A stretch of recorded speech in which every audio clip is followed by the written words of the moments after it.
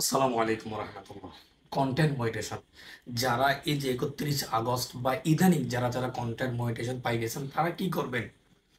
তারা content monetisation পাওয়ার পরে কি কি ভুলগুলো এড়িয়ে চলবেন এবং কিভাবে সামনের দিকে অগ্রসর হইবেন, আজকে এই বিষয়গুলো নিয়ে আলোচনা করা হবে। যদি আমাদের চ্যানেলের ভিডিওগুলো ভালো লাগে বা আমাদের চ্যানেলে নতুন আসে থাকেন, তাহলে চ্যানেলটি সাবস্ক্রাইব করে পাশে থাকা বেল আইকনটি ক্লিক করে দিবেন, যাতে এরকম গুরুত্বপূর্ণ ভিডিও আপনার পান। শুরুতে আমরা কথা বলবো যে কন্টেন্ট মনিটেশন 30 আগস্ট বা 31 আগস্টের মধ্যে ফেসবুকের নতুন একটা আপডেট নিয়ে আসছিল। তো 31 আগস্টের আগে আগে অনেকেই কন্টেন্ট মনিটেশন দিয়ে দিছে।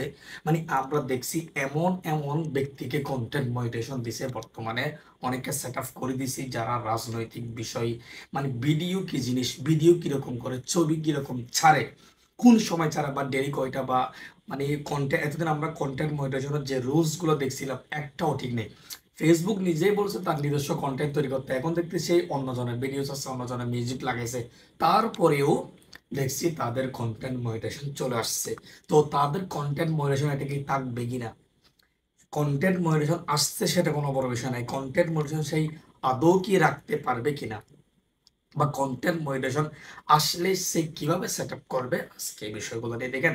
প্রথমে যদি আপনার দেখেন, আপনার হুট করে দেখছেন আপনার কন্টেন্ট মনিটেশন চলে আসছে, তো তখন আপনি কি করবেন?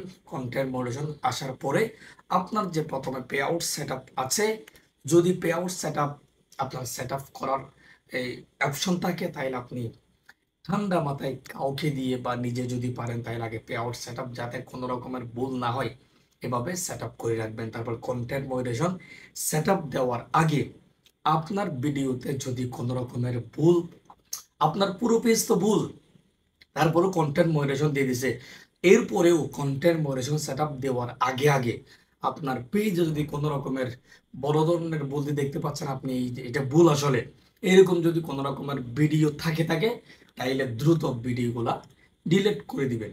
যদি কোনো রকমের মিউজিক এরকম থাকে তাইলে এগুলা ডিলিট করে দিয়ে তারপরে আপনি কন্টেন্ট মনিটেশন সেট আপ দিবেন।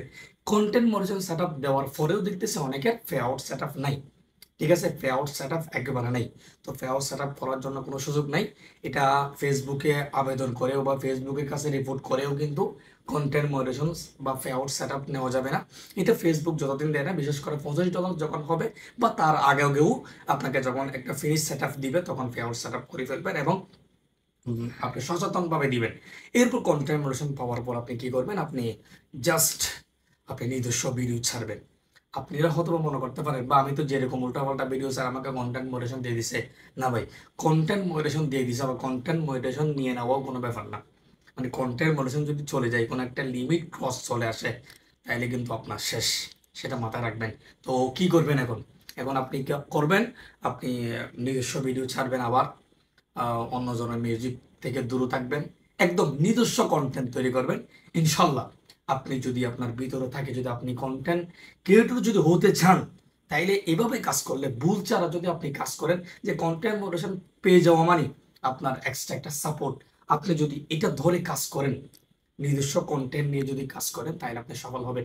আপনি ভাই অন্যজনের ভিডিও, অন্যজনের মিউজিক, এদিক সেদিকের ভিডিও ছাড়ি আপনার ভিতরে কোনো যোগ্যতা অর্জন হবে না। হয়তো বা কন্টেন্ট মনিটাইজেশন থাকবে, আপনি হয়তো ইনকাম করতে পারবেন বা কয়েক মাস ইনকাম করতে পারবেন, এরপর দেখবেন আপনার কিচ্ছু হবে না।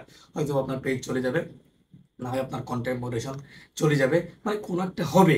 আর আপনি যদি যোগ্যতা অর্জন করেন ভিডিও বানিয়ে, এই যোগ্যতাটা আপনার আজীবন থাকবে। আশা করি বুঝতে পারছেন। ভালো থাকবেন, সুস্থ থাকবেন। আসসালামু আলাইকুম রহমতুল্লাহ।